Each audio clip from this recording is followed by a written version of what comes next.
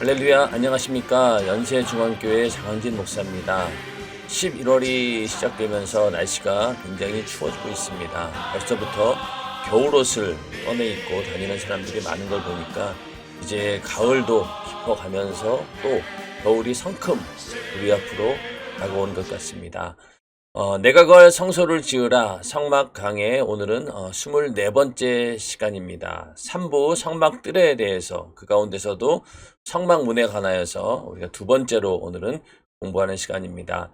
자, 우리가 오늘 성막의 그 문에 대한 두 번째 시간을 하기 전에 다시 한번 성막들 전체에 관한 성경에서 어떻게 이야기하고 있는지를 한번 공부해 보겠는데, 원래는 출애굽기 27장 9절부터 19절까지를 저희가 한번 봤었는데, 여기랑 똑같은 구절이 출애굽기 38장 9절부터 20절입니다. 여기는 그러니까 하나님께서 이렇게 성막을 식양대로 지으라 라고 명령하신 부분이고요. 또 이 부분에 뒤에 가서는요, 그렇게 그대로 만들었다 라고 하는 그런 내용인데, 내용은 크게 다르지 않습니다. 그래서 한번 복습한다는 의미로 성막들 전체에 관해서, 그 가운데서 성막의 문이 어떻게 성경에 기록이 되어 있는지 우리가 한번 살펴보도록 하겠습니다. 출애굽기 38장 9절부터 20절입니다. 그가 또 뜰을 만들었으니 나무로 뜰의 남편에는 세마포 포장이 100규빗이라. 그 기둥이 20이며 그 받침이 20이니 노시오. 기둥의 갈고리와 가름대는 은이며 그 북편에도 100규빗이라. 그 기둥이 20이며 그 받침이 20이니 노시오. 기둥의 갈고리와 가름대는 은이며 서편에는 포장은 50규빗이라. 그 기둥이 열이요 받침이 열이며 기둥의 갈고리와 가름대는 은이며 동으로 동편에도 50규빗이라. 여기까지가 일단은 그 성막 울타리에 해당이 됩니다. 그래서 남쪽으로 남쪽 편이 이쪽인데, 남쪽으로 100규빗, 요게 100규빗이라는 얘기죠. 그리고 또 북편도 여기도 100규빗, 그리고 여기 이쪽에 들어가는 기둥이 20개, 그 기둥을 받치는 그 받침도 20개. 요거는 노수로 만들려고 했죠. 그 다음에 그 기둥의 갈고리와 가름대는 은이다. 요 기둥의 갈고리하고 요 가름대, 요건 다 은으로 한다는 얘기죠. 예, 은으로 하고, 북편도 마찬가지로 여기도 100규빗입니다. 그리고 그 기둥이 20개가 들어가고, 똑같이 그 기둥의 받침은 노수로 하고, 또 갈고리와 가름대는 은이다. 그렇게 해서 여기는 100규빗입니다. 그 다음에 이제 서편, 서편이면 이쪽이죠. 문 있는 쪽이 동쪽이라고 했으니까 이쪽이 서편인데, 서편은 50규빗입니다. 여기는 100규빗이지만은 이쪽은 50규빗. 그리고 기둥은 10개, 또 받침도 10개, 또 갈고리하고 가름대도 역시 은으로 똑같이 하고요. 동쪽도 마찬가지입니다. 동쪽도 50규빗입니다. 총 50규빗인데, 이제 그 다음에 문을 어떻게 했느냐. 문 2편의 포장이 15규빗이요. 그 기둥이 3이요. 받침이 3이며. 그러니까 여기 이쪽 편이 15규빗이라는 거예요. 15규빗. 또 문 저편도 그와 같으니 뜰문 2편 저편의 포장이 15규빗이기요. 그 기둥이 3씩, 받침이 3씩이라. 이게 이제 요 문을 중심으로 요쪽이 15규빗, 여기도 15규빗이라는 얘기죠. 그리고 기둥 셋, 받침 셋. 그러면은 남은 부분이 바로 문입니다. 50규빗 중에서 15규빗 빼고 나면은 요 중간이 얼마예요? 20규빗인 거죠. 총 문의 이 넓이는 20규빗이 되겠습니다. 뜰 사면의 포장은 세마포요. 기둥 받침은 노시요. 기둥의 갈고리와 가름대는 은이요. 기둥머리 싸개는 은이며, 그 다음에 뜰의 모든 기둥에 은 가름대를 꿰었으며, 뜰의 문장을 청색, 자색, 홍색 실과 가늘게 꼰 배실로 수놓아 짰으니 장은 20규빗이요. 광 곧 고는 뜰의 표장과 같이 5규빗이며 그 기둥은 넷인데 그 받침 넷은 노시요 그 갈고리는 은이요 그 머리 싸개와 가름대도 은이며 성막 말뚝과 뜰의 사면 포장 말뚝은 다 노시더라. 자, 이 가운데서 이 문은 20규빗이 되는 거죠. 여기 15규빗, 15규빗이니까 가운데 문의 총 길이는 20규빗입니다. 그리고 여기 문장을 청색, 자색, 홍색 실로 해서 문양을 만들려고 했고요. 그 다음에 여기 요 높이는, 그러니까 성막 뜰의 높이는 5규빗입니다. 똑같아요. 여기 문 앞쪽이나 뒤 다 똑같습니다. 예, 그리고 나머지 여기 말뚝이나 이런 것들은 전부 다 그 조각목에다가 노수를 입혀가지고 하고, 받침대도 다 노수로 쓰되, 여기 갈고리 부분하고 머리대, 머리 싸개, 요 부분은 은으로 하라. 이게 이제 그 성막뜰에 관한 전체적인 하나님께서 보여주신 식양입니다. 요대로 이제 그 성막뜰을 지은 거죠. 성막뜰 안에는 이제 여기 우리가 지금 공부하는 부분이 성막문에 대한 공부를 하고 있는 것이고, 그 다음에 들어가자마자 처음 있는 게 무엇입니까? 번제단이죠. 그리고 물두멍. 그리고 그 다음에 이제 성소가 있고, 그 안에 지성소가 있는데, 우리가 지난 시간까지는 성막의 재료를 공부하면서 이쪽에 성소의 벽면에 쓰여지는 조각목 널판에 대해서 공부를 했고, 그 다음에 그 받침대들 쫙 공부했죠. 그 다음에 그 위에 지붕, 덮개 4가지를 공부했습니다. 그러면서 지금은 이 성막들 전체를 뭘로 했느냐, 그리고 문은 또 무엇으로 만드냐, 거기에 대해서 성경을 통해서 먼저 우리가 다시 한번 확인을 좀 해보았습니다. 자, 오늘 세 번째, 유일한 구원의 문 예수. 성막문에 관한 이야기인데, 이스라엘 백성이 하나님께 제사하는 유일한 장소가 성막이고, 많은 인원이 출입하는 편의성을 고려할 때 성막뜰의 문이 단 하나인 것은 불편하기 짝이 없었을 것입니다. 그럼에도 하나님께서 성막뜰의 문을 단 하나만 내라고 하신 것은 하나님을 만날 길이 오직 하나라는 것을 알려주신 것입니다. 자, 이스라엘 백성들이 그 성막을 중심으로 12지파가 전부 다 진을 치고 있는데, 그 사람들이 하나님께 제사를 드리기 위해서 성막에 이제 들어가야 되는데, 그 인원에 비해서 문이 너무 하나만 있다라고 하는 것이 좀 비합리적이라는 거죠. 들어가는 문이 있으면 나가는 문은 따로 있거나, 아니면 좌우에 문이 또 여러 개 있어가지고 한번 들어가가지고 빨리 나올 수 있도록 하면 좋은데, 그렇지 않고 단 하나만 만드는 것은 바로 하나님을 만나는 길이 오직 하나이다 라는 것을 알려주기 위한 것입니다. 하나님을 만날 수 있는 길은 오직 하나밖에 없다. 문은 하나다. 오직 예수라고 하는 문을 통과해야지만이 하나님을 만날 수 있다. 그것을 보여주기 위해서 하나님께서는 성막을 지을 때 문을 동쪽에다가 하나만 내라, 이렇게 말씀하셨습니다. 즉 양의 문이신 예수 그리스도를 통과하지 않고는 우리가 구원받을 수 없다는 것을 상징하는 것입니다. 그러므로 예수께서 다시 이르시되 내가 진실로 너희에게 말하노니 나는 양의 문이라. 나보다 먼저 온 자는 다 절도요 강도니 양들이 듣지 아니하였느니라. 내가 문이니 누구든지 나로 말미암아 들어가면 구원을 얻고 또는 들어가며 나오며 꼴을 얻으리라. 요한복음 10장 7절부터 9절. 양은 자기 목자의 음성만 듣습니다. 주님의 양인 우리는 목자 대신 예수의 음성만 듣고 그 문으로만 들어가야 구원받고 영혼의 때에 천국에 입성할 수 있습니다. 여기서는 이제 그 요한복음 10장 7절에서 9절에서는 예수님께서 당신 자신을 양의 문이다 이렇게 말씀을 하셨는데, 이게 처음 우리나라의 어떤 그 양을 치는 그런 상황하고 생각을 해보면은 좀 이해가 안 되는 부분이 있어요. 왜 양의 문이라고 했을까? 그런데 이 팔레스타인 지역의 이 목자들의 삶을, 또 양을 치는 이런 어떤 풍습들을 보니까 이해가 되더라고요. 자, 여기도 그림에서 보시면 알겠지만은 이 양의 문은 하나밖에 없어요. 그리고 여기 문 앞에 이 목자가 지키고 있는 겁니다. 그러니까 예수님께서 내가 양의 문이다라고 하는 것은요, 바로 요 팔레스타인 지역의 그 목동들, 양을 치는 그 방식을 그대로 인용을 한 거예요. 그러니까 예수님께서 여기 양의 문이라고 하신 것은 이 문을 딱 지키고 있다는 겁니다. 이 부분에 대해서 잠깐 부연 설명을 좀 하면은요, 요한복음 10장 7절 9절에 있는 이 양의 문이 어떤 거냐? 자, 목자들은 하루 종일 양을 먹이고 저녁이 되면 여러 가정이 합해서 만들어 놓은 공동 우리의 양들을 집어넣는다. 자, 요게 이제 그 공동 우리입니다.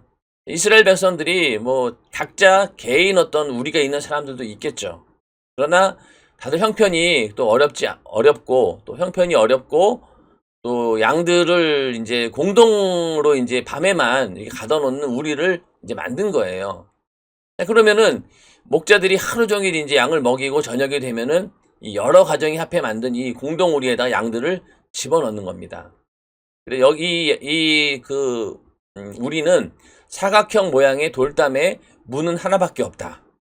역시 문도 하나밖에 없어요. 문이 여러 개 있으면 어떻게 되겠어요? 관리가 잘 안 되고 또 다른 사람들이 드나들 수 있기 때문에 문을 딱 하나만 만든 거예요. 그 문 옆에서 목자는 밤새도록 그 양들을 지킨다. 자, 여기서 이제 목자가 양을 지키는데 만약에 이 양이 다 자기 거면은 목자가 지킬 수 있겠죠. 그런데 여러 사람이 공동으로 관리한다라고 하면은 여기다가 문지기를 세울 수도 있고 또 목자들끼리 서로 교대해 가면서 오늘 밤은 네가 하고 내일 밤은 내가 하고 이런 식으로 교대해 가면서 이 목자가 양을 지키게 됩니다. 밤새도록 이제 목자가 양을 지키는데 아침이 되면 목자들이 하나둘 나와서 확인을 받고 우리 안에 들어가서 자기 양을 부른다. 수많은 양 가운데서 눈으로 자기 양을 구분하기란 거의 불가능해서 목자들은 자기 양들만 알아들을 수 있는 소리를 내면 그 목자 앞으로 나온다. 자, 요런 상황을 이해를 하면은 이 말씀이 금방 이해가 되죠. 아, 양의 문이라고 하신 이유가 이 양의 문 앞에 이 양을 지키도록 밤새도록 지키는 목자가 있구나. 그리고 문은 하나밖에 없고. 자, 여기서 이제 아침이 되어서 이 공동 우리 안에 있는 이제 목자들이 하나둘씩 올 거 아니에요. 그러면은 이 들어갈 때도 허락을 받고 이제 들어가서 자기 양을 부르는 거예요. 왜냐면은 이 양이 뭐 몇 마리 안 되면야 문제가 없겠지만은 이 공동 우리 가운데 양이 뭐 몇백 마리 뭐 이렇게 있다라고 하면은 자기 양을 눈으로 이렇게 구분하기는 쉽지 않습니다. 그래서 각자 목자들마다 그 자기 양이 들을 수 있는 그 음성을 낸다는 거죠. 소리를 낸다는 거죠. 그러면은 그 소리를 듣고 그 목자에 해당하는 양만 싹 모이는 거예요. 그래서 다시 그들을 끌고 이제 나가서 풀을 먹이고 이제 그렇게 하는 건데 그렇게 해야지만 이 성경 말씀이 다 이해가 되는 거예요. 그렇죠? 아까 여기 보면은 양은 자기 목자의 음성만 듣는다는 거죠. 이 이야기가 같이 연결이 되는 겁니다. 그러니까 이 양의 문이라고 했을 때는 이 목자가 반드시 이 문을 밤새도록 지키고 있다. 그리고 그 다음날 목자들이 와서 자기 양을 찾아갈 때 그냥 찾아가는 것이 아니라 그 양들이 알아들을 수 있는 그런 소리를 내서 그 소리를 내면은 그 목자에 해당하는 양만 딱 모여서 그들을 끌고 나가는 겁니다.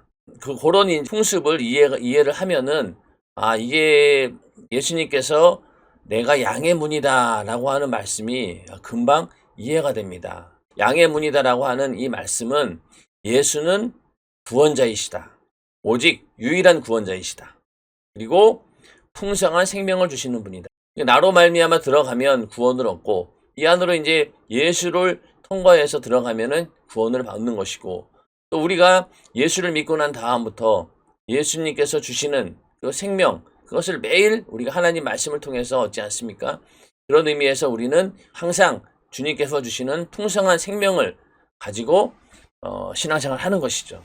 그러므로 구원받는 것도 예수로 인해서 구원받은 이후 하나님이 주신 그 은혜와 그 생명을 가지고 사는 것도 바로 예수를 통해서 이루어진다. 이런 이야기를 예수님께서는 이 양을 치는 그 당시 팔레스타인의 지역에 있는 사람들이 가장 쉽게 이해할 수 있는 그런 시대의 상황, 그거를 잘 예를 들어서 설명을 하신 것입니다. 이렇게 이해가 안 되면은요, 이 양의 문에 대해서 이해가 잘 안 돼요. 도대체 왜 양의 문이라고 했을까? 그런데 여기 딱 목자가 지키고 있는 것을 딱 보게 되면은 예수님께서 항상 우리들을 지키고 보호하고 있구나. 그리고 들어가고 나가면서 이 양들이 들어가고 나간다는 건 뭐예요? 나갈 때는 꼴을 먹기 위해서 나가는 것이고 또 들어올 때는 이 안에서 쉬기 위해서 들어오는 것이고 그러므로 들어가고 나갈 때마다 언제나 예수 그리스도를 통해서 우리가 은혜를 받는다. 그런 의미이죠.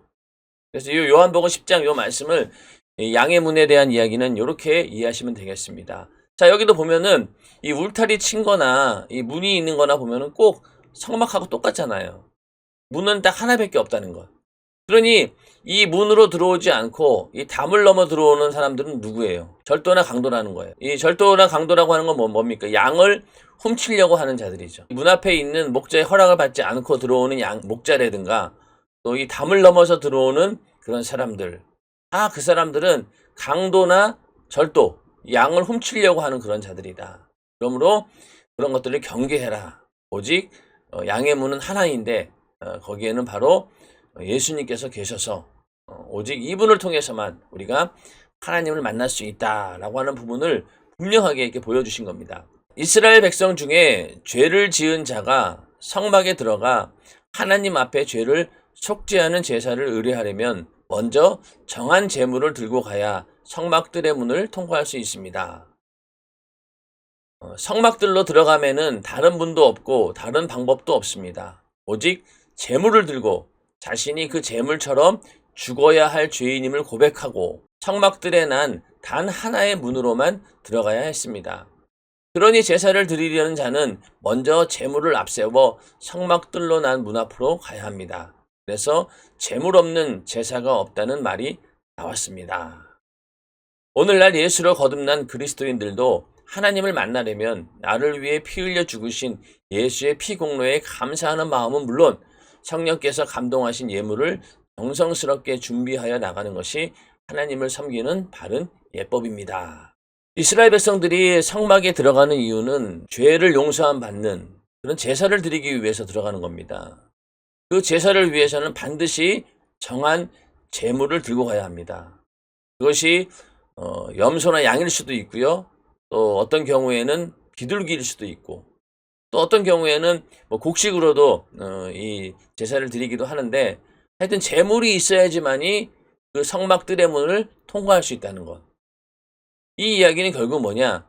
제물이 없는 제사가 없다. 곧 오늘날로 치면은 우리가 하나님께 예배할 때마다 예물을 준비하는 것이 하나님을 섬기는 바른 예법이다라는 것입니다. 하나님을 만날 때 그냥 가는 것이 아니라 항상 예물을 준비해야 된다. 그래서 우리가 신명기 16장 17절에 보면은 그 절기 때마다 공수로 여호와께 보이지 말고, 공수라고 하는 게 뭐예요? 빈손으로 보이지 말라는 거죠. 빈손을 보이지 말라는 거예요. 공수로 여호와께 보이지 말고, 또 출애굽기 23장 15절에는 빈손으로 내게 보이지 말지니라. 시편 96편 8절에 보면은 여호와의 이름에 합당한 영광을 그에게 돌릴지어다. 예물을 가지고 그 궁정에 들어갈지어다. 자, 하나님께 나아가기 위해서는 합당한 영광을 돌려야 되는데 그것이 바로 뭐냐? 예물을 가지고 그 궁정에 들어간다는 거죠. 그러므로 이스라엘 백성들이 하나님께 제사를 드리기 위해서 성막 뜰을 들어가야 되는데 그 뜰을 통과하기 위해서는 그 문을 지나가야 되는데 문을 지나가기 위해서는 반드시 그 제물을 준비해야 되는 거죠. 이 문 앞에서 이 제물에 대해서 사실은 검사를 합니다. 이게 진짜 흠이 없는 그런 제물인지 아닌지 먼저 검사를 하고 이제 그러고 들어가는 거예요. 그러니까 제물이 없이는 절대로 이 안으로 들어갈 수 없습니다. 성막의 목적이 바로 하나님께 용서함 받을 수 있는, 죄를 용서함 받을 수 있는 제사를 드리는 것이기 때문에 이 제물이 없이는 절대로 들어가지 못합니다. 그런 것처럼 오늘날도 우리가 교회 성전에 들어갈 때, 하나님께 예배할 때 반드시 예물을 준비해야 된다. 이것이 성경적으로 맞는 그런 하나님을 섬기는 예법이다라고 이렇게 말씀하고 있는 것이죠. 또 현대를 사는 그리스도인들도 예수라는 단 하나의 문을 통과해서 하나님 말씀과 성령이 감동하신 법대로 살려고 해야 합니다. 만약 병들었다면 예수라는 문을 통과해서 하나님의 능력으로 치유받으려고 해야 합니다. 그가 채찍에 맞음으로 우리가 나음을 입었도다. 내 이름으로 무엇이든지 내게 구하면 내가 시행하리라. 병든 사람에게 손을 얹은 즉 나으리라. 그리스도 안에 있는 생명의 성령의 법이 죄와 사망의 법에서 너를 해방하였느니라 고 선포하며 예수라는 문으로 들어가야 말씀과 성령의 능력으로 깨끗이 치유를 받습니다. 오늘날 사는 우리들도 예수라는 단 하나의 문을 통과해야 된다는 겁니다. 그 이야기는 결국 뭐냐? 하나님 말씀, 성령이 감동하신 그 법대로 살아야 된다는 것. 그러니까 우리의 믿음이라고 하는 것이 나의 감정이나 또 나의 생각이나 내 멋대로 하는 것이 아니라 반드시 하나님께서 정해 주신 그런 법대로 해야 되는데, 그 법이라고 하는 것이 예수 안에 있는, 예수님께서 우리에게 주신 그 법, 그것은 어떤 하나님 말씀을 지키는 그런 것도 있지만은 하나님께서 우리에게 주신 능력, 또 치유, 이런 것들을 경험하기 위해서도 우리는 반드시 예수님께서 어떻게 얘기하셨느냐, 또 예수의 그 생애가 우리에게 어떤 구원에 영향을 미쳤느냐. 그러므로 우리는 예수를 통해서 질병과 저주와 가난과 고통, 수많은 문제 가운데서 자유함 받을 수 있는 그런 모든 권리들을 또 누릴 수 있는 그런 자유를 이미 예수님께서 다 이루어 놓으신 거예요. 십자가에 달리기 전에 가야바 안뜰에서 채찍에 맞으셨어요. 그 채찍에 맞으신 이유가 뭐냐? 바로 우리 인류의 질병을 담당하기 위해서 예수님께서는 채찍에 맞으신 겁니다. 또 예수의 이름, 하나님 아버지가 가지고 있던 그 구원의 이름 예수를 아들에게 주고, 아들은 또 그 이름을 누구에게 주었습니까? 성령으로 주시면서 그 성령이 오늘날 우리에게 임하셨기 때문에 우리 안에는 하나님 아버지의 이름, 하나님 아들의 이름, 예수의 이름이 성령으로 우리 안에 있게 되는 거죠. 그러므로 그 이름으로 무엇이든지 내게 구하면 시행하리라. 그러니까 기도의 응답에 제한이 없다는 겁니다. 병든 사람에게 손을 얹은즉 나으리라. 이거는 뭐냐면은 그 믿는 자에게 따르는 권세, 믿는 자들에게는 예수의 이름의 권세가 있는데 그 이름으로 기도할 때 병든 사람에게 손을 얹은즉 나으리라. 또 그 이름으로 기도할 때 귀신이 떠나간다. 이렇게 말씀하고 있지 않습니까? 그거는 보편적으로 모든 믿는 이들에게 주어주신 하나님의 권세입니다. 어떤 특정한 목회자나 또 목회자들 가운데서도 그런 은사가 있는 사람만 사용할 수 있는 그런 권세가 아니라 믿는 자들에게 이런 표적이 따르리니 이렇게 말씀하셨기 때문에 믿는 자들에게 보편적으로 나타나는 그런 능력과 권세라는 거죠. 그 말씀을 붙들고 기도할 때 그런 역사가 일어난다는 겁니다. 또 그리스도 안에 있는 생명의 성령의 법이 죄와 사망의 법에서 너를 해방하였느니라. 이것은 우리가 죄의 권세, 악한 사단마귀 귀신의 권세에서 자유함을 얻었다. 그것도 합법적으로, 전혀 하자가 없이 합법적으로 우리가 구원을 받았기 때문에 지금까지 우리를 불의하게 그들의 권세로 가두고 있던 이 악한 마귀의 권세가 이제는 이 합법적인 자유 앞에 그들의 권세는 무너진다는 거예요. 그러므로 우리는 당당하게 죄에서 사망에서 자유할 수 있다. 그 법이 우리 안에 이루어졌다는 겁니다. 그러니까 우리의 구원이라고 하는 것이 하나님께서 그냥 우리 인간을 긍휼히 여겨주신 건 맞아요. 그래서 긍휼히 여겨주셔가지고 그냥 그래 그냥 구원해 줄게 이런 정도가 아니라 확실하게 법적인 절차를 다 거쳐서 공의와 그리고 사랑을 동시에 다 실현하시면서 인간들을 구원하신 겁니다. 우리를 구원하신 거예요. 여기에 대해서는 다 합법적이고 이 악한 사단 마귀 귀신이라 할지라도 이의를 제기할 수가 없습니다. 그래서 이렇게 예수님께서 하신 말씀, 또 하나님 말씀을 들고 나간다, 그것을 믿음으로 가지고 나간다라고 하는 말이 결국 예수라고 하는 단 하나의 문을 통과한다라고 하는 그런 얘기죠. 오늘날 이렇게 예수님께서 분명하게 말씀하셨음에도 불구하고 우리는 이 방법을 사용하려고 하지 않고 자꾸만 다른 문으로 들어가려고 하는 게 문제인 거죠. 병을 고치는 문제도 그렇고 기도의 응답도 그렇고 전부 다 하나님께서 주신 방법으로 하지 않고 자꾸만 다른 방법으로 하려다 보니까 문제가 되는 겁니다. 그래서 우리는 항상 예수 그리스도의 편에 서야 됩니다. 이 세상은 이쪽이 굉장히 좋아 보이죠. 이게 옳아 보여요. 당연한 것처럼 보입니다. 병들었을 때나 문제가 있을 때나 여러 가지 어려움을 닥쳤을 때 세상에서 말하는 그런 방법과 수단, 이것들이 다 옳게 보이고 그럴듯해 보이고 합리적으로 보입니다. 그러다 보니 많은 사람들이 이 예수의 편에 서지 않고 이쪽 인간의 생각과 수단, 방법 여기에 이제 편에 서게 됩니다. 또 어떤 사람들은 여기는 요 그림처럼 중간에 걸치려고 하는 사람도 있죠. 이게 다 안 돼요. 반칙입니다. 팔짝 걸치는 거 안 돼요. 항상 우리는 확실하게 주님 편에 서 있을 때 주님께서도 책임지고 역사하시는 것이지 이렇게 왔다 갔다 하거나 아예 완전히 일로 돌아서거나 이런다라고 하면은 절대로 역사하지 않습니다. 그러므로 우리가 어느 편에 서야 될 것인가, 어느 쪽에 줄을 서야 될 것인가 이걸 분명히 알아야 되는데 하여튼 하나님께서 이 성막을 통해서 보여주신 것은 들어가는 문은 하나밖에 없다. 그러니까 너희는 그 문에 서야 된다라는 것을 분명히 보여주고 있습니다. 예수라는 문을 두고 다른 문을 찾고 다른 수단과 방법을 찾으니까 질병과 저주가 떠나가지 않는 것입니다. 다른 문이 있다면 근본 하나님의 본체이신 하나님의 아들이 왜 말씀이 육신이 되어 이 땅에 오셨으며 무엇 때문에 모진 채찍에 맞으시고 십자가에 못 박혀 물과 피를 다 쏟으시고 죽으셨겠습니까? 다른 방법으로 예수를 믿으려고 하니까 인간이 만든 교리나 온갖 인간적인 수단과 방법 그리고 환경과 형편 때문에 그럴 수밖에 없다는 핑계가 들어옵니다. 자, 말씀드린 것처럼 다른 수단과 방법을 자꾸 찾는다는 거예요. 그런데 만약에 다른 방법이 있다라고 하면은 왜 주님께서 일부러 이 땅에 오셔가지고 자, 우리 인간을 구원하는 것만 목적이다라고 하면은 그냥 십자가에 달려 죽으시면 되는 거예요. 부활하면 되는 겁니다. 그런데 굳이 예수님께서 고난을 자처하신 이유는 뭘까요?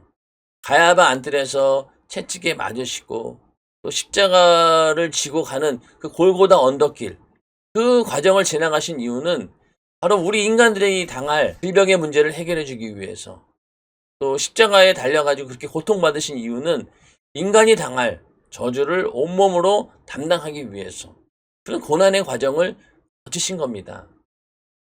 그러므로 우리가 나는 예수 믿고 나는 죽은 다음에 반드시 천국에 간다.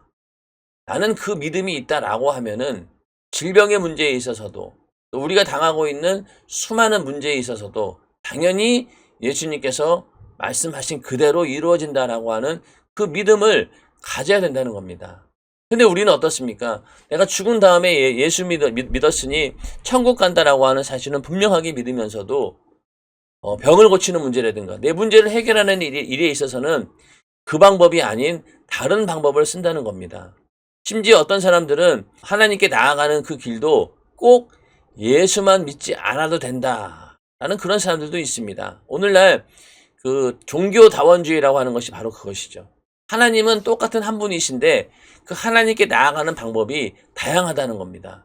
그러므로 구원은 여러 방편이 있다. 그 가운데 그리스도인들은 예수를 통해서 하나님을 만나는 것이고 또 불교인들은 이 부처를 통해서 하나님을 만나는 것이고 다른 방법으로 길이 있다라고 믿는 사람들도 있습니다. 근데 문제는 기독교인들 가운데서 예수 이외에도 다른 종교의 구원이 있다라고 믿는 사람들이 제일로 위험한 사람들입니다. 예수만이 구원의 길이다라고 믿어야 되는데 그렇지 않다는 거죠. 다른 종교에도 구원이 있다. 그렇게 돼버리면은 우리가 예수 믿을 이유가 다 사라져 버리는 거예요. 다른 데도 구원이 있는데 뭐하러 우리는 꼭 이렇게 좁은 길로 가고 힘든 길로 가게 됩니까? 편한 길로 가죠.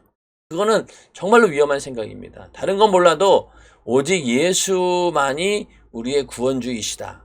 예수로만 하나님께 나아갈 수 있다라고 하는 이 신앙에 대해서는요. 절대로 변해서는 안 돼요. 이것은 우리의 가장 최후의 마지노선인 거죠. 이게 무너져 버리면은요. 기독교 전체가 무너지고 우리의 신앙은 다 무의미해집니다. 그러므로 예수만이 나의 구원주이시다. 오직 예수. 이것만은 끝까지 우리가 신앙의 절대적인 믿음으로 간직해야 되는 것이죠. 안 그러면은 다른 도적들이 들어오는 거예요. 문이 여러 개 있다라고 믿으니 이쪽에서도 들어오고 저쪽에서 들어오고 결국은 거기에 속아 넘어간다는 얘기입니다. 하나님이 임재하시는 성소와 지성소가 있는 성막으로 들어가는 성막들에 단 하나의 문만 있었습니다.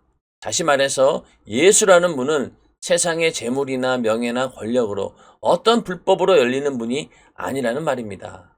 하나님은 공의와 진리이십니다. 오직 하나님이 명하신 말씀의 법대로 해야 열리는 문입니다. 자, 우리가 하나님께 나아가기 위해서, 그러니까 성막이라고 하는 것도 뜰을 들어가기 위해서 문을 통과해야 되고, 그 문을 지나서 물두멍에서 손을 씻고 그 다음에 성소에 들어가기 위해서는 그런 절차가 있는 거죠. 또 그 성소 안에서 지성소에 들어가는 것도 다 하나님께서 정해놓은 그런 법이 있고 절차가 있습니다. 그것은 결국 어떤 얘기냐면은 하나님께 나아가기 위해서는, 하나님을 만나기 위해서는 오직 하나님이 정해주신 그 방법대로, 그 문은 하나밖에 없다. 여기에 대해서 다른 이의를 제기하지 말라는 겁니다. 그것이 하나님이 정하신 법이라는 거죠. 그 법대로 너희가 행할 때 하나님을 만날 수 있는 것이지, 그 법을 벗어나서는 절대로 만날 수 없다. 그리고 그 법이라고 하는 것은 다 하나님 말씀을 기준으로 합니다. 하나님 말씀에 근거해서 그 법대로 우리가 신앙생활을 해야 된다는 거죠.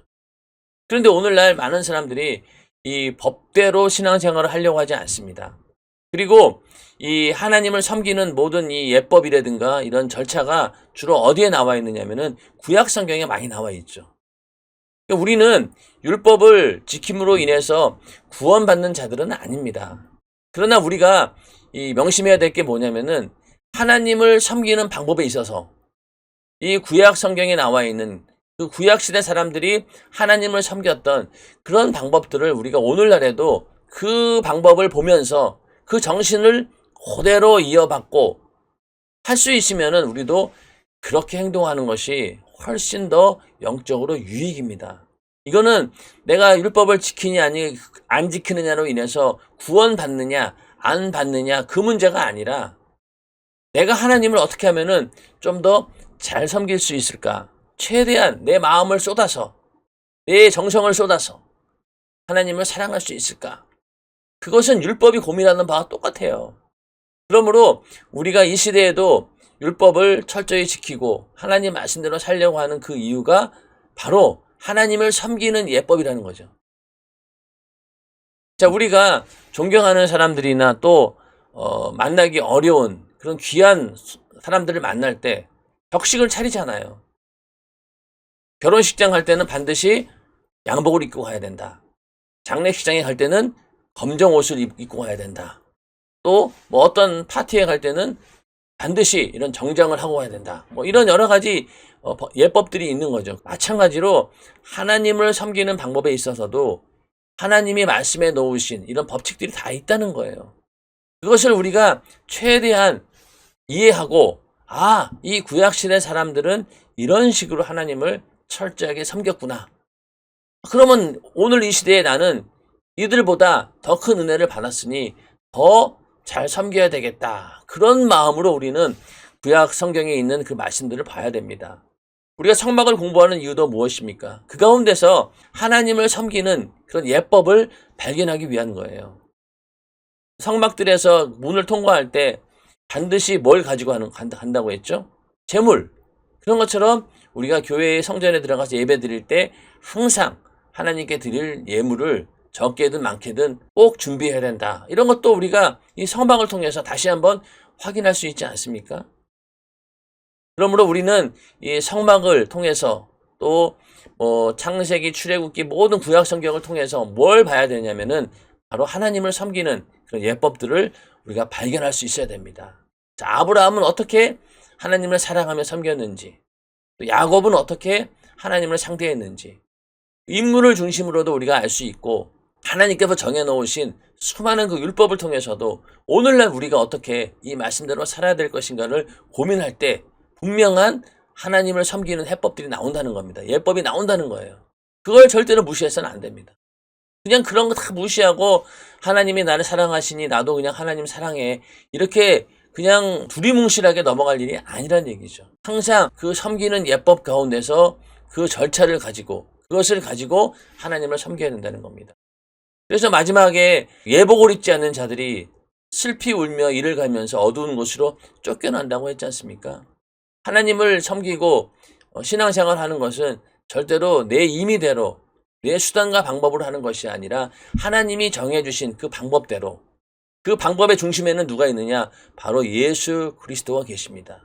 모든 하나님을 향해 가는 그 길이 예수를 중심으로 이루어졌기 때문에 예수에 대해서 알아야 되고, 그러므로 구약 성경이 예수에 대해서 어떻게 이야기하고 있는가, 그걸 알아야지만이 우리는 성경 전체를 예수를 중심으로 이해할 수 있는 것이고, 그것이 곧 하나님을 만날 수 있는 방법이다. 이게 잘못돼 버리면은 이단, 적그리스도, 거짓 선지자, 다른 문으로 가게 된다는 거죠. 그러므로 우리는 절대로 그렇게 해야 될 것이 아니라 오직 하나님이 명하신 말씀대로, 그 법대로 들어가야 됩니다. 그 문은 곧 예수라는 문, 그 문으로 들어가야 되는 것이지 다른 문을 찾으면 안 된다라고 하는 것이죠. 계속해서 이어지는 말씀입니다. 그런데 오늘날 교회에서 은연 중에 목사를 이용하여 하나님이 명하신 법이 아닌 불법으로 그 문을 열려는 사람들이 있습니다. 어떤 문제를 놓고 고민할 때 분명히 자신의 결정이 하나님 말씀과 상반하는 것임을 알면서도 목사님께 물어보면 아마 우리 형편을 이해하시고 그렇게 하라고 하실 거야 하는 생각으로 물어봅니다. 목사가 형편이 그러시다면 하나님도 이해하실 것이니 그렇게 하십시오 하고 말하면 하나님 앞에 심판을 면할 줄 알고 그러는 것입니다. 하지만 목사가 아무리 이해한다, 괜찮다라고 말했어도 괜찮은 것이 아닙니다. 오직 하나님의 법대로 해야 심판을 면하고 구원의 문, 응답과 축복의 문이 열립니다. 자, 이런 경우가 많이 있죠. 상담을 하는 여러 부류가 있지만은 이미 답을 정해놓고 나는 그 말씀을 지키지 않을 거야 라고 마음 먹고 있으면서 상담을 합니다. 그런 분들이 상담을 하는 이유는 뭐냐면은 내가 원하는 답을 말해주기를 바라는 거예요. 그것도 목회자나 이런 사람들이 만약에 오늘 주일날 무슨 일이 있어가지고 교회를 못 가게 되었습니다. 목사님한테 전화를 걸죠. 목사님, 제가 이런 일이 있어서 이번 주 주일날은 못 갑니다. 그럼 뭐라 그러겠어요? 이미 못 가겠다고, 안 가겠다라고 마음먹은 사람한테 나오라고 얘기하기도 뭐하고, 또 그렇다고 나오지 말라고 얘기해도 뭐하고, 결국 하는 얘기가 뭐죠? 믿음대로 하세요. 또 갈까요 말까요 이렇게 물어봐요. 그러면은 당연히 목회자 입장에서는 하나님 말씀대로 가르치는 것이 정당하겠죠. 그러면 당연히 주일날 나와야 됩니다. 이렇게 얘기해 버리면은 자기 사정도 몰라주고, 또 그 다음에 계속 이제 자기 변명을 늘어놓습니다. 이러이러한 경우에도 어떡합니까? 그래도 나와야죠. 그러면 이런 경우는 어떡할까요? 그래도 나와야죠. 그러면서 아주 극단적인 예를 들어가면서 어떤 사람들은 주일 성수하는 것을 반대하는 그런 사람들이 있는데, 그게 다 뭡니까? 결국은 내 안에서 그렇게 하나님 말씀대로 살고 싶지 않다는 거예요. 조금만 틈만 있으면은 빌미를 얻어가지고 내가 자유하기를 원한다는 거죠. 육신이. 거기에 목회자들이 이용당하는 경우가 많습니다. 그래서 어떤 목회자들은 하나님도 이해하시죠. 당연히 뭐 그렇게 하셔야죠. 이렇게 말해버리는 사람들이 있다는 겁니다. 근데 그 말뜻을 잘 알아들으셔야 돼요. 그렇게 말을 했다라고 해서 목회자가 주일 성수를 안 해도 된다라고 하는 그런 말이 아닌 거예요. 왜냐면은 원칙대로 얘기하면은 오히려 그 사람이 시험 드니까 그 사람 비위 맞추려고 그냥 그렇게 얘기해 주는 겁니다. 그러고 나서 이 목회자는 기도하겠죠. 주여, 아무개 집사 주일 성수 잘할 수 있는 환경 열어주세요. 이렇게. 그러나 목회자 입장에서는 그런 소리를 듣는 것이 아니라, 목사님 오늘 제가 이런 일이 있었는데도요, 저는 그거 다 준비해 놓고 주일날은 철저히 지키겠습니다. 오히려 믿음으로 이겨내는 그런 모습들을 더 바라고, 또 그런 모습들을 더 즐거워할 것입니다. 주님도 마찬가지겠죠. 근데 우리는 그런 걸 다 정해놓고 안 가려고 작정해놓고 그것을 다른 사람으로부터 위로받아서 합리적으로 내가 빠져나가려고 하는 그런 수단으로 잡는 사람들은 참 이게 안타까운 거죠. 목회자가 그걸 모르겠어요? 알죠. 알면서도 그냥 그 비율을 맞춰주는 거예요. 그러나 잘 생각해야 됩니다. 아무리 목회자가 그렇게 하라라고 해도 하나님 말씀이 아닌 건 아닌 거예요. 그러므로 목회자 입장에서는 단호하게 하나님 말씀대로 사는 방법을 알려주어야 되는데 그것을 성도들이 다 받아들이지 못하니까 이렇게 자꾸만 양보하다 보니 결국은 인본주의적인 목회를 할 수밖에 없다라고 하는 겁니다. 그래서 그것이 당장은 효과가 있을지 모르지만은 시간이 지나면서 성도들이 그렇게 길들여지게 된다라고 하면은 점점 하나님 말씀대로 사는 것이 아니라 자기 수단과 방법, 어떻게든 그 상황을 빠져나가려고 하는 행동을 하게 된다. 그러므로 목회자 입장에서는요, 단호하게 처음부터 잘 얘기를 해야 됩니다. 그래서 그 사람들이 시험 들 것 같으면은, 그만한 믿음이 되지 않는다라고 하면은 지혜롭게 잘 설명을 해서 그들이 그런 믿음을 어떤 상황 가운데서도 하나님 말씀을 지켜야 되겠다라고 하는 그런 믿음을 가질 수 있도록 끊임없이 하나님 말씀으로 교육을 시키고 그들에게 설교를 통해서 그런 마음을 갖도록 해주는 것이 목회자가 할 일이죠. 이런 그 목회자를 이용해서 하나님의 뜻인 것처럼 가정에서 내 뜻을 펼치려고 하는 이런 것은 굉장히 어리석은 일이고 절대로 하나님이 원하시는 방법이 아닙니다. 결국 이런 방법의 결과가 뭐겠어요? 구원의 문제가 흔들릴 수도 있어요. 하나님의 방법이 아닌 다른 방법으로 계속 가다 보면은 결국은 그 끝이 달라지는 거죠. 그러므로 우리의 구원의 문제도 위협을 당할 수 있고 또 매일매일 하나님이 주시는 응답과 이 축복의 문도 다 막혀버리는 거예요. 하나님이 정하신 뜻대로 그 뜻대로 해야 된다. 그래서 하나님 말씀과 그리고 성령의 감동 이것을 중심으로 해서 우리는 움직여야 되는 거죠. 하나님 말씀만 안다라고 해서 되진 또 않아요. 하나님 말씀이 여러 또 가지가 있지 않습니까? 그 가운데서 그 하나님 말씀을 온전히 선택하기 위해서는 성령의 감동을 받아야 됩니다. 우리가 성령 충만해야 된다는 이유가 성령이 충만해야 올바른 성령의 감동을 받을 수 있고 올바른 성령의 감동이 있을 때 올바른 선택을 할 수 있고 이것이 하나님의 뜻인지 아니면 인간적인 수단과 방법인지 구분할 수도 있고요. 또 악한 사단 마귀 귀신의 역사가 하나님 말씀을 가지고 광명한 천사처럼 미혹할 때 그것을 분별할 수 있는 방법은 하나님 말씀과 성령 충만입니다. 성령으로 그 소리를 잘 분별해야 된다는 거죠. 그래서 우리 신앙생활의 목적이 바로 성령 충만함에 있다. 다 그런 게 다 같은 이야기입니다. 자, 계속해서 이어지는 얘기죠. 어릴 때 고향 마을에 가설극장이 들어오면 돈이 없는 동네 아이들은 영화가 보고 싶어서 가설극장 포장을 친 광목 텐트 근처에서 기웃거립니다.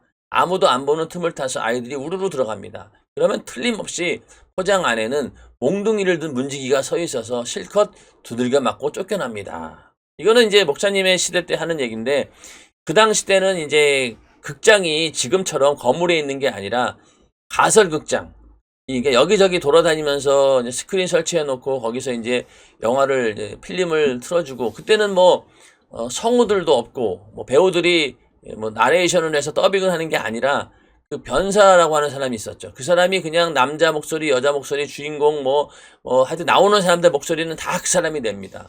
그거 듣고 이제 영화 감상을 하는 건데 지금 와서는 이해가 안 되는 또 이게 상상이 안 되는 그런 부분인데 하여튼 그때는 그랬다는 거예요. 그러다 보니 그 가설극장에 이렇게 텐트를 쳐놓으면은 그 텐트 밑으로 이제 막 기어 들어가서 아이들이 영화 보려고 들어간다는 거죠.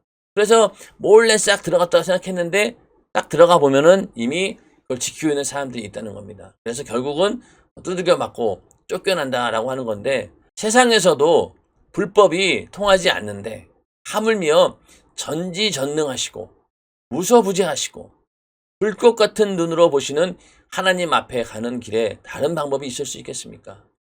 그러므로 우리는 하나님 말씀대로 믿어야 합니다.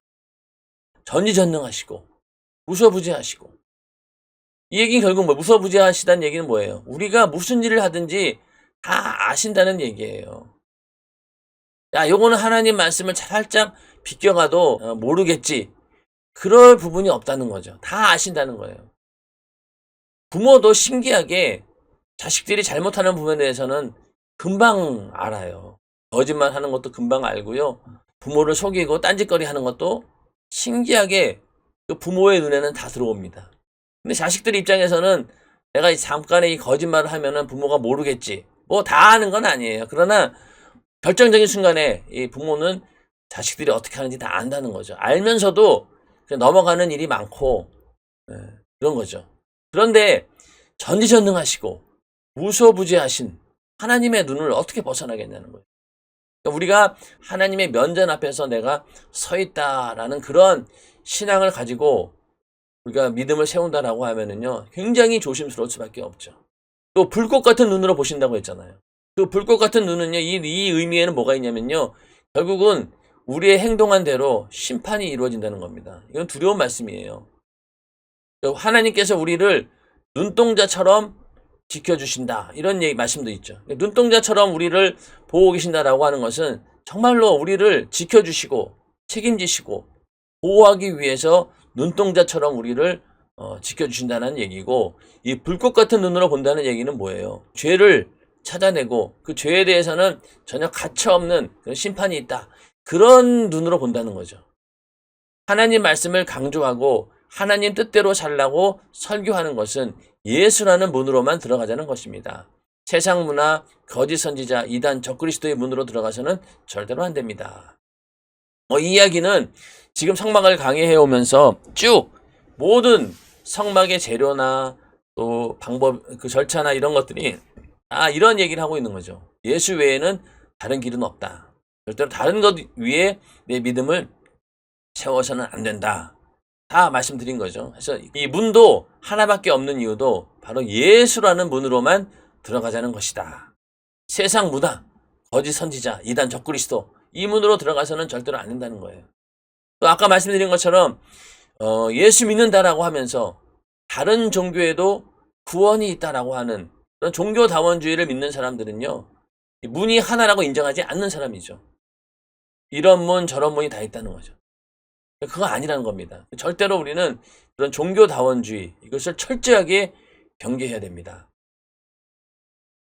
자, 그래서 이 갈라디아서 1장 6절에서 10절을 보면은요, 사도 바울이 그 갈라디아 교인들을 향해서 이런 얘기를 했죠. 다른 복음은 없다는 거예요. 자, 그 말씀을 저희가 한번 읽어보도록 하겠습니다. 그리스도의 은혜로 너희를 부르신 이를 이같이 속히 떠나 다른 복음을 쫓는 것을 내가 이상히 여기노라. 여기서 이상히 여긴다라고 하는 것이 간단하게 표현했지만은 여기 있는 요 그림처럼 도저히 이해가 안 된다는 거예요. 도저히. 어떻게 저럴 수 있을까? 네? 이렇게 어떻게 쉽게 다른 복음을 받아들일 수 있을까?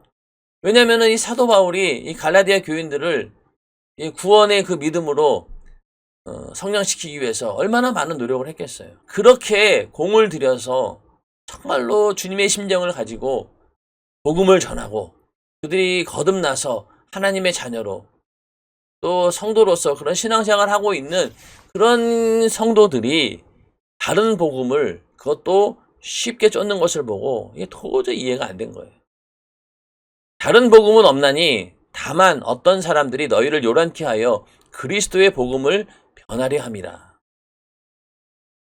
다른 복음을 전하는 이 사람들은 목적이 뭐냐면은 너희의 심정을 막 요란케 해가지고 흔들어 놔가서 결국은 그리스도의 복음을 변질시키는다는 거죠. 변질시키는 목적이 뭐겠어요? 다른 방향으로 끌고 가기 위해서 그런 일을 한다는 겁니다. 그러나 우리나 혹 하늘로부터 온 천사라도 우리가 너희에게 전한 복음 외에 다른 복음을 전하면 저주를 받을지어다. 자, 여기서 사도 바울은 자기 자신도 포함시켰어요. 내가 만약에 변질이 되어서 다른 복음이 있다라고 너희들에게 가르친다라고 하면은 내가 저주를 받는 것이고, 그 이면에는 뭐냐? 너희가 그런 말 들으면은 나의 그 말을 내 말로 듣지 말아라. 이거 하나님 말씀이 아니다. 나라도, 그러니까 너희에게 복음을 전해주었던 이 사도 바울이라 할지라도, 그리고 하늘로부터 온 천사라 할지라도 전한 복음 외에 다른 복음을 전하면 다 저주를 받는다는 거예요. 천사는 어떤 모습으로 오겠어요? 광명한 천사로 오겠죠. 그러면서 아주 하나님 말씀까지 응용해가면서 감언이설로 우리를 속이겠죠. 그리고 예수 외에도 다른 것이 있다. 그건 지난번에도 말씀을 드렸죠. 그걸 계속 얘기해 줍니다. 그건 다 뭐예요? 저주받을 짓이라는 겁니다. 우리가 전에 말하였거니와 내가 지금 다시 말하노니 안일 누구든지 너희의 받은 것 외에 다른 복음을 전하면 저주를 받을지어다. 이제 내가 사람들에게 좋게 하랴 하나님께 좋게 하랴 사람들에게 기쁨을 구하랴 내가 지금까지 사람의 기쁨을 구하는 것이었다면 그리스도의 종이 아니니라. 자, 다른 복음이 있다라고 하는 것은요, 그만큼 사람들의 기준으로 만들어낸 것들입니다. 예를 들면은 율법주의적인 것도 그렇죠. 이 당시에 있는 사람들이 뭐 유대인들이나 이런 사람들이 자꾸만 얘기했던 게 뭐냐면은 복음만 가지고는 안 된다. 예수를 믿되 율법을 지키고 행해야 된다. 물론 맞아요. 맞는데 만약에 예를 들어서 너희가 예수도 믿고 율법도 지켜야지 구원을 받는다라고 하면 문제가 되는 겁니다. 오직 구원은 예수를 통해서만 이루어집니다. 다른 율법의 행위로는 절대로 구원을 받을 수 없어요. 그러나 아까 쭉 말씀드린 것처럼 우리가 내가 받은 은혜가 감사하니 그 감사하는 마음을 가지고 하나님을 사랑하며 하나님을 섬기는 데 있어서 우리는 율법을 철저히 지킨다는 겁니다. 그리고 내 자신을 죄로부터 보호하기 위해서. 자, 우리가 죄를 짓고 그냥 매일 회개하면은 그런 생활이 반복된다라고 하면은 우리 자신 스스로가 용납이 안 돼요. 신앙 양심상 죄 짓고 또 회개하고 이게 안 되는 거예요. 그러려면 어떻게 되겠어요? 먼저 하나님의 말씀, 율법을 통해서 죄를 짓지 않도록 내가 선을 딱 그어놓는 것이 중요합니다. 그래야지 죄를 안 짓죠. 그럼 회개할 일도 없는 거예요. 더 다른 일을 가지고도 회개하겠죠. 그렇게 사전에 나를 죄로부터 차단시키기 위해서 하나님 말씀대로 살라는 겁니다. 그런데 인간의 기준으로는 뭐하러 그렇게 철저히 하나님 말씀대로 사냐. 편하게 살지. 이러면서 자꾸만 인본주의적인 이야기를 통해서 이 성도들을 유혹할 때 이 사도 바울 입장에서도 야, 나도 그렇게 얘기할 수 있어. 나도 걔네들처럼 말을 못해서 그러는 게 아니야. 그러나 나는 사람을 기쁘게 하는 그런 종이 아니라 하나님을 기쁘게 하는 그런 종이다. 너희가 내가 하는 말이 좀 서운하게 들릴 수도 있고 너무나 독단적일 수도 있고 배타적일 수도 있겠지만 그러나 내 이 복음 외에 다른 복음은 없다. 그러므로 절대로 속아서는 안 된다. 라는 그런 이야기를 이렇게 얘기하고 있는 겁니다. 성경은 우리에게 너희가 먹든지 마시든지 무엇을 하든지 다 하나님의 영광을 위하여 하라라고 하셨으니 살든지 죽든지 내 몸에서 그리스도가 존귀히 되게 하는 것이 그리스도인의 삶입니다. 하나님 말씀을 근거하고 있죠. 고린도전서 10장 31절, 빌립보서 1장 20절. 우리가 뭘 먹든지 마시든지 뭘 하든지 다 하나님의 영광을 위해 해라. 내 몸에서 예수가 존귀히 나타나게 하는 것, 이것이 바로 그리스도인의 삶이다. 그로 말미암아 오직 한 분이신 예수의 이름이 우리를 통해 영광을 얻으시고 우리도 그 안에서 영광을 얻기 때문입니다. 하나님께 영광 올려드리다는 것은요, 하나님을 향해서 우리가 할 수 있는 최대한의 노력을 한다라고 하는 건데요. 그것은 이 죄와 싸움에서 이기는 거예요. 자, 죄와 싸움에서 이기기 위해서 우리는 하나님 말씀대로 살 수밖에 없고 또 예수 이름의 능력과 권세를 의지할 수밖에 없고 또 내 안에 계신 성령을 의지할 수밖에 없습니다. 하나님 말씀대로 살고 무엇을 마시든지 뭐 하든지 다 하나님의 영광을 위해 산다라고 하는 것은요, 바로 그 처절한 영적 전투에서 이겨낸 자, 그런 자가 하나님께 그 승전보를 전할 때 우리에게는 면류관이 되는 거죠. 결국 그것이 하나님께 영광이 된다는 겁니다. 우리의 지은 죄를 위해서 먼저 싸워서 승리하신 분이 바로 예수 그리스도이시고 우리는 그분의 예수의 군사가 되어서 그 뒤를 이어 이 영적 전쟁, 약한 사단마귀 귀신과의 싸움에서 이겨내야 되고 그 이겼다라고 하는 그런 승리의 소식을 하나님께 계속 올려드리는 것, 그것이 바로 하나님께 영광 올려드린다는 의미입니다. 그럴 때 하나님께서도 영광을 받으시고 그 영광이 우리에게도 있다라고 하는 것은 바로 하늘의 상과 면류관으로 우리에게 상을 주신다는 것. 그러니까 면류관이라고 하는 것은요, 반드시 경기에서 이긴 자에게 주는 겁니다. 아무에게 주는 건 아니란 얘기죠. 그 영광이 바로 어디에서 나오느냐? 바로 영적 전쟁이다. 그 전쟁에서 이기기 위해서는 다른 방법을 써서는 안 된다. 오직 하나님께서 말씀하신 방법대로 해야 된다라는 것이죠. 자, 여리고 성을 돌라고 하는 그런 말씀만 봐도 알 수 있지 않습니까? 그게 인간의 지식으로는 이게 말이 됩니까? 당장 당장 들어가서 성벽을 무너뜨리기 위해서는 전쟁을 해야 되잖아요. 전쟁을 하는데 그 안에 쳐들어가서 어떻게든 그 성 안으로 들어가야 되는데, 아니면은 뭐 다른 방법으로 그 성벽을 무너뜨리든가 해야 되는데, 그 성벽 주위를 그냥 돌라고만 하셨잖아요. 그러니 그 적들의 입장에서는 이게 말이 되냐는 거죠. 얼마나 웃었겠어요. 그런데 하나님 말씀대로 하라고 한 그대로 순종하니까 그 여리고성이 무너져 버린 거예요. 그런 일들이 오늘날에도 있다는 겁니다. 하나님 말씀대로 하면은 이게 이제 이해가 안 돼요. 이게 정말로 될까? 이게 정말로 가능한 일일까? 그런 의심도 들고 도저히 이해가 안 되고 납득이 안 되지만은, 그러나 하나님 말씀대로 할 때 그것이 반드시 역사는 이루어지고, 당장은 이것이 옳다라고 내 스스로 판단할 수는 없을지 모르지만은 세월이 지나고 나면은 역시 하나님 말씀이 옳았구나, 하나님의 판단이 정확했구나라는 것을 간증하는 때가 온다는 것이죠.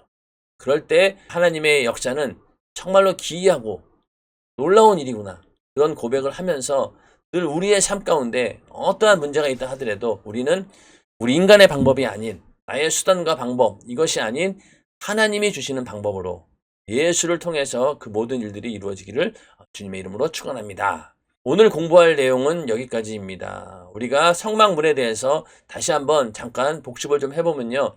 성막문은 동쪽 울타리 중앙에, 정중앙에 단 하나밖에 없다. 성막 이 앞쪽이 전부 다 동쪽이 50규빗인데 그 가운데 20규빗이 바로 성막문이다. 그것도 정중앙에 있다. 그 다음에 청색, 자색, 홍색, 고운 배실로 이 휘장에다가 술을 놓았다. 문으로서 구별할 수 있게 해놓았다. 그리고 여기도 이제 기둥도 있죠. 이게 바로 성막문이고, 이 의미는 어떤 거냐? 동쪽을 향해 있다라고 하는 것은 동쪽은 해가 뜨는 방향이고 빛의 방향이고 생명이 시작된다. 그런 의미에서 동쪽에다가 문을 만들어 놓으신 것이다. 그러므로 이 서쪽을 보고 들어갔다가 동쪽을 보면서 나온다. 자, 그러니까 여기 들어갈 때는, 이 문을 들어갈 때는 이쪽을 본다는 거 아니에요. 이쪽이 서쪽이죠. 서쪽을 보고 그리고 동쪽을 보고 나오는 건데, 이 얘기는 결국 뭐냐면은 죄로 인한 절망과 죽음을 가지고 들어갔다가 그 죄를 해결받고 생명과 희망을 가지고 나온다는 얘기입니다. 들어갈 때는 나는 죽을 죄인입니다, 이 죄를 주님 용서해 주세요 라고 절망적인 상태에서 들어갔지만은, 그러나 그 믿음으로 들어갔더니만 결국 나중에 그 제사가 하나님께 상달이 되고 나올 때는 어떤 마음으로 나옵니까? 이제 그 죄의 문제가 해결되었구나, 그러면서 생명과 희망을 품고 나온다는 그런 얘기입니다. 그래서 동쪽에 문이 있는 이유는 바로 서쪽을 보고 들어가서 다시 동쪽 문으로 나온다. 결국 우리의 삶이라고 하는 것은 절망 가운데 있다가 그 다음에 영원한 행복, 희망 가운데 나온다. 육신의 때가 지금은 죽음으로 마감되는 것처럼 보이지만은, 서쪽으로 들어갈 때는 죽음으로 끝나는 것처럼 보이지만은, 막상 예수를 만나고 보니 그게 아니네. 나올 때는 뭐예요? 영원한 생명, 천국이라고 하는 영원한 희망이 있구나. 그렇게 나온다는 얘기입니다. 그래서 이 문은 생명의 빛이신 예수를 상징한다. 돋는 해, 또 찬빛, 생명의 빛, 이런 것들을 상징하고, 그래서 예수를 통해 죄사함 받는 구원의 문이 바로 이 하나밖에 없다. 그런 의미고요. 이 문으로 통과한다는 얘기는 바로 이제 구원을 향한 기나긴 여정이 시작된다라고 하는 그런 의미입니다. 그래서 이제 성막 안으로 들어가면은 번제단을 만나고 물두멍, 또 그 안에 성소 안에 들어가면은 여러 기구들을 만나게 되고 거기서 또 하나님을 섬기고, 그리고 결국은 이 지성소 안에 들어가는 그런 모든 절차가 이 문으로 시작이 된다라는 그런 의미입니다. 또 역시 문을 하나만 놓으라고 한 얘기는 오늘 공부한 것처럼 바로 나는 양의 문이다. 이 문 앞에 누가 있다고 했죠? 양을 지키는 목자가 있는데 그분이 바로 예수 그리스도이시다. 우리를 항상 지켜주시고 보호해 주시면서 또 이 예수를 통하지 않고는 절대로 하나님을 만날 수 없다라는 것을 다시 한번 이 양의 문이다라고 하는 이야기를 통해서 오늘 말씀해주고 있습니다. 자, 내가 거할 성소를 지으라, 이제 오늘 24번째 강의를 마쳤습니다.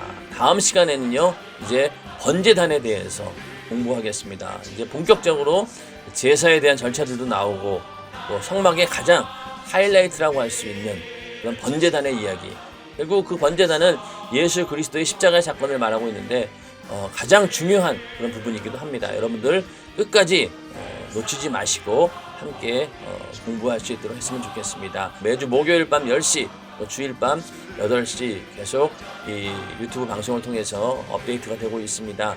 여러분들도 시청하시고 또 주위에 있는 분들에게 많이 알려주셔서 함께 시청할 수 있도록 해주시면 감사하겠습니다. 다음 시간까지 여러분들 주 안에서 평안하시기를 주님의 이름으로 축원합니다. 다음 시간에 또 만나 뵙도록 하겠습니다. 감사합니다.